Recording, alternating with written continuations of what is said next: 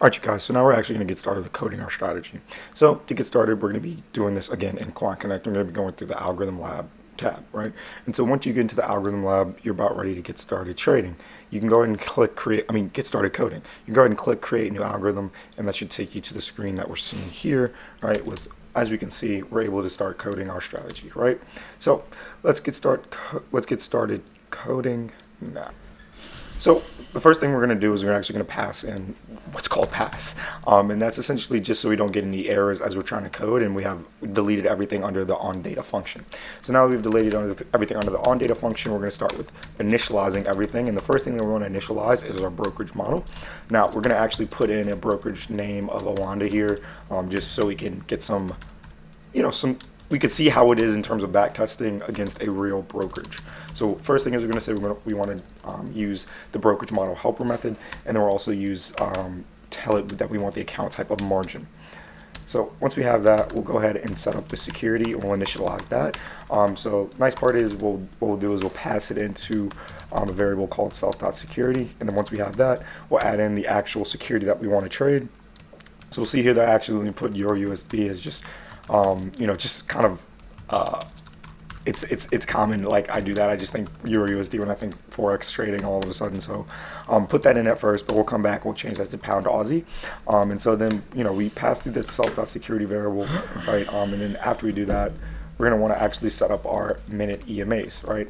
So first thing we're going to do is we're going to set up the minute EMA itself, and we're going to set up the fast period or the 9 period moving average, exponential moving average, right? So we're going to go ahead and pass that through, and then we're also going to use the self.security variable, and you'll see why that's actually very beneficial, because now all we have to do is change the ticker in the self.security variable, as we'll do right now, and it's going to change it every single place else that we would put that self.security variable. So we're going to go ahead and put that in as pound Aussie, and then we're going to create the rest of the minute EMAs as well.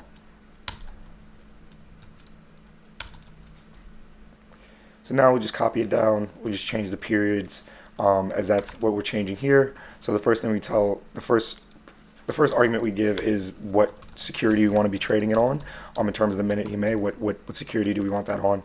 The second thing that we pass through is the period that we want the EMA to be, so 9, 21, 50, and then the next one is the time frame that we want the EMA to be on, which is why we're actually going to use a different helper method. Well, this is kind of more manual in terms of passing through an EMA here, right? And the reason that we'll do that is because essentially Quant Connect gives us a certain number of time frames, but not every single time frame that you can think of, right? And you can essentially use the time frames that they give you to consolidate them up into other time frames. So for example, the time frames that are given on Quant Connect are the minute, the hour, the daily, pretty sure the weekly as well, and the tick time frame. And what you can do is you can, as we'll see here, we'll pass the minute resolution towards our self.security pound Aussie, but then we'll actually register a manual indicator, and we'll tell Quant Connect that we want the special time delta of 15 minutes. So now what's happening is we're essentially telling Quant Connect for these EMAs that we want the 15 minute.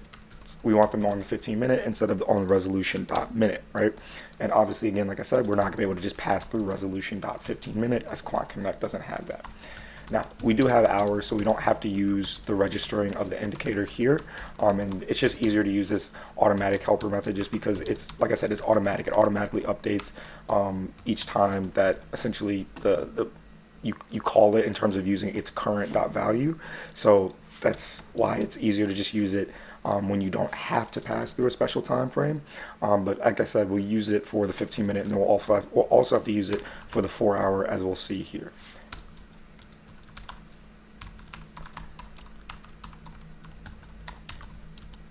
So again, we're just going to pass through that manual indicator, and we'll just, again, register that indicator with the time delta of hours equals 4. All right.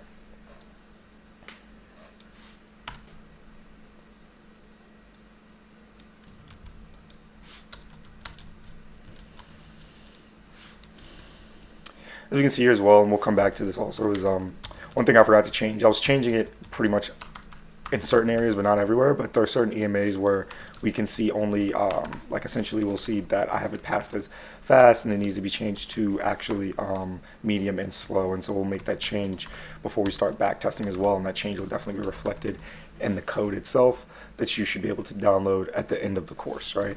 So definitely just refer to the end of the course code if you get stuck on anything, if anything's not working as you think it should, in terms of the returns on the code, and you want to make sure that you're doing it right.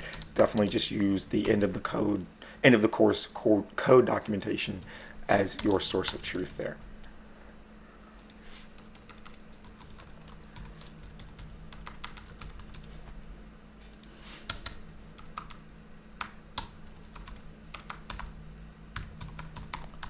And finally, the last indicator that we're going to have to pass through is the minute stochastic. And so we'll just use the automatic indicator on this one because it's, again, it's just easier in terms of updating. And we're actually going to pass through a minute. We're going to pass through at the medium period, right? So we're going to go through the 21, kind of in between that 9 and the 15 is the point of that, right? So we're just going to delete out some of this open space here. All right. And then the next thing that we're actually going to do is we're going to actually start creating our rolling window. So we'll do that next. So now that we've created our indicators, what we want to do is go through and start creating our rolling window. That was going to be one part of creating our rolling window, and then we're actually going to have to create another part of our rolling window in the onData function. But the first thing that we're going to do is we're going to pass through the actual rolling window of the security itself, right? Then what we'll do is we'll pass through a rolling window of each minute EMA, because that's the only thing that's the only indicator that we need the rolling window for. So we're not going to waste space and memory and all that kind of stuff in terms of the code passing through rolling windows for every single indicator if we don't need them for every single indicator, right? So we're just going to go through and do that. All right, and we'll copy these.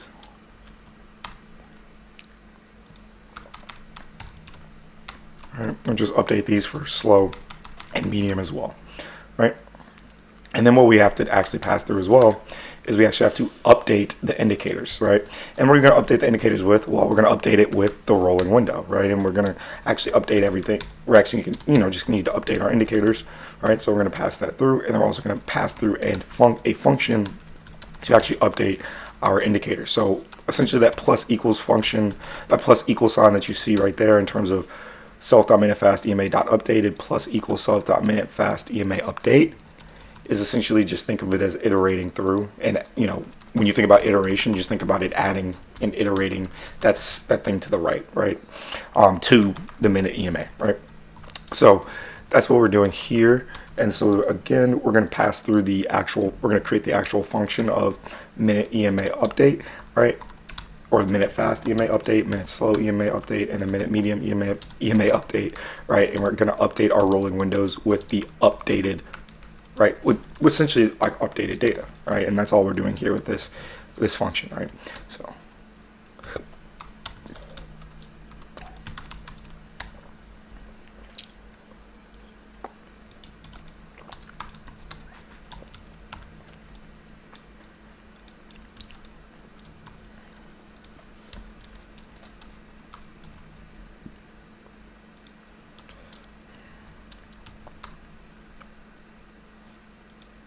So we'll just update everything for medium and slow. All right.